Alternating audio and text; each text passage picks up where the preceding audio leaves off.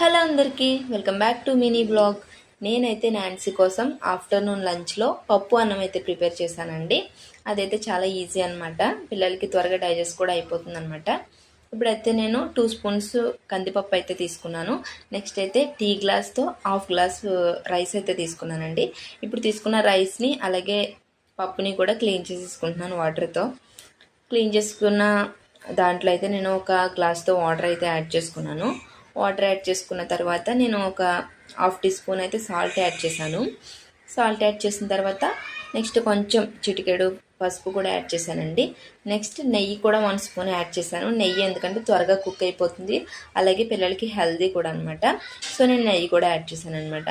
లేదంటే మీరు ఆయిల్ కూడా యాడ్ చేసుకోవచ్చు, నెయ్యి స్కిప్ చేసేసి. మీ దగ్గర నెయ్యి ఉంటే నో ప్రాబ్లం, నెయ్యి యూస్ చేసుకోవచ్చు. ఇప్పుడైతే నేను ఒక 3-4 విజిల్స్ అయితే వేస్తున్నాను, ఎందుకంటే పిల్లలకి మెత్తగా ఉంటే త్వరగా తింటారు కదా. సో అలా అనమాట, నేను 3-4 విజిల్స్ అయితే వేస్తున్నాను. చూడండి, నాకైతే రెడీ అయిపోయింది. ఒక 5 మినిట్స్లో అయితే రెడీ అయిపోతుంది. ఇది అంత పెద్ద ప్రాసెస్ ఏం కాదనమాట.